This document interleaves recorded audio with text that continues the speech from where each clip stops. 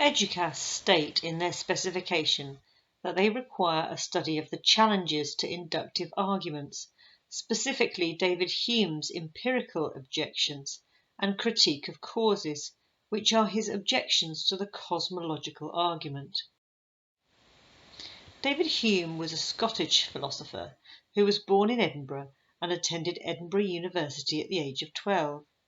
He is well known for his scepticism and took an empiricist approach to philosophy, applying this approach to the cosmological argument.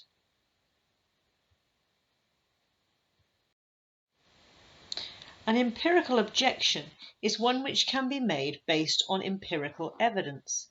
The cosmological argument claims to base its premises a posteriori on empirical evidence that should be verifiable and thus indisputable. Hume attempts to challenge these empirical claims and demonstrate that they are not founded in fact. In Dialogues Concerning Natural Religion, Hume asked why we must conclude that the universe has to have had a beginning. How can anything that exists from eternity have a cause, since that relation implies a priority in time and a beginning of existence? The cosmological argument makes the claim that everything that begins to exist must be caused to do so. Nothing begins to exist without having been brought into existence by a prior cause. However, Hume points out that this is an assumption. It is entirely possible for us to conceive of something beginning to exist without a cause. In fact, in much more recent times, physicists involved in quantum mechanics have supported such a claim. If the universe exists as a result of an infinite chain of causes, then no external explanation or cause is required for its existence.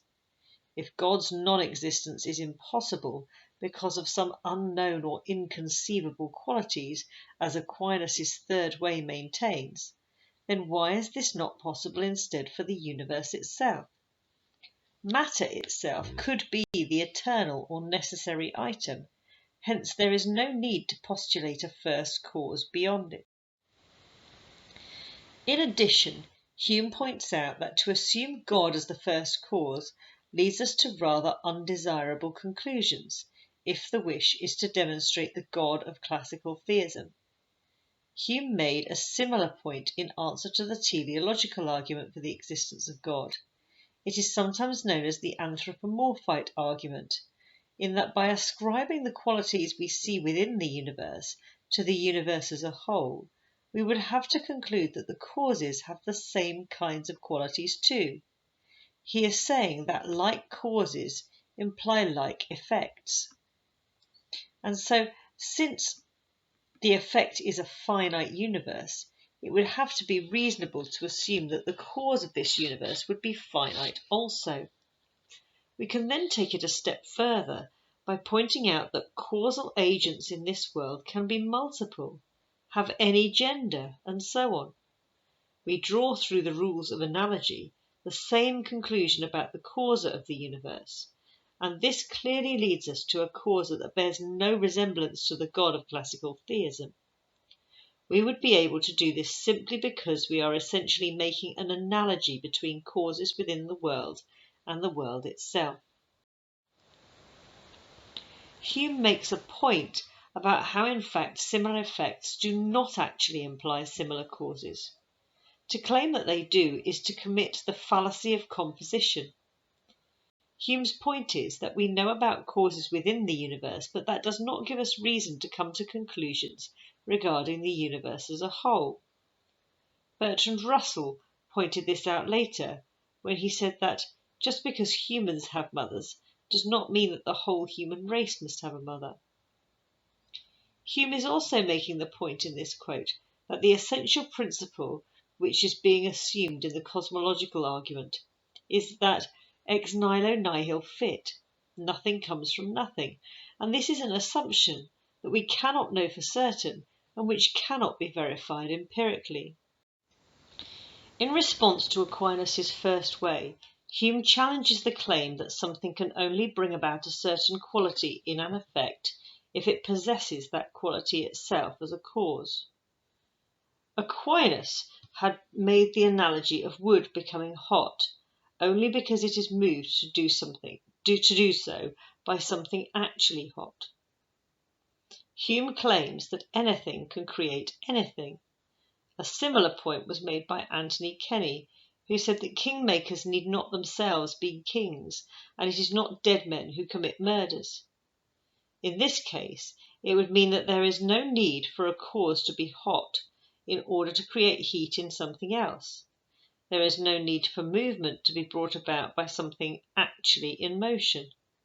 If Hume is correct, then the very first premise of Aquinas' first way fails, and thus his conclusion must also. Hume points out that the cosmological argument begins with familiar concepts that then concludes with not so familiar concepts beyond the realm of human experience. Since God's nature is well beyond human experiences, it is not possible to conclude that he is the cause via a posteriori reasoning. The most that we can do is to say that what the universe consists of and finish there. Russell reiterated this point in response to a debate with Frederick Copleston in the 1940s. He claimed the universe is just there, and that is all. In fact, Hume went a bit further than Russell. Since Russell simply said that the universe just is, Hume said that the explanation of the parts constitutes the explanation of the whole. For him, it is sufficient to conclude that the explanation for each bit of the universe accounts for it completely. It would be unreasonable to ask for anything more than that. As a true skeptic, Hume claims that we cannot assume that the laws of cause and effect exist or that they are inviolable. It is just an interpretation of sequential events. This is known as the fallacy of affirmation of the consequent. Any claim we make regarding cause and effect may be only the invention of our minds. As an empiricist, Hume points out that something is said to be a cause because it is seen to occur just before the thing that is called its effect, and the linking of a cause and effect depend on the observation of them as two separate things. In fact, these links may well be imaginary. We observe a conjunction of events, but in fact they are two separate events occurring at different times. It is the habit of the mind that has made the connection between these two events. Even if the universe did begin, Hume continued, it does not mean that anything caused it to come into existence.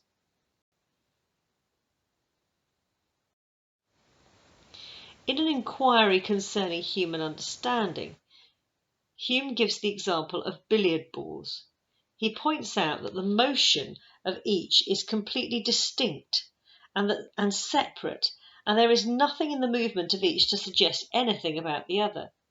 He suggests that if you were presented with an object that you had never come across before and had no experience of, then it would be ridiculous to expect you to be able to suggest what it would cause or what its effect would be, without first being able to bear witness to it.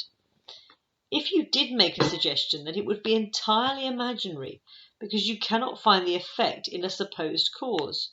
The two things are completely different.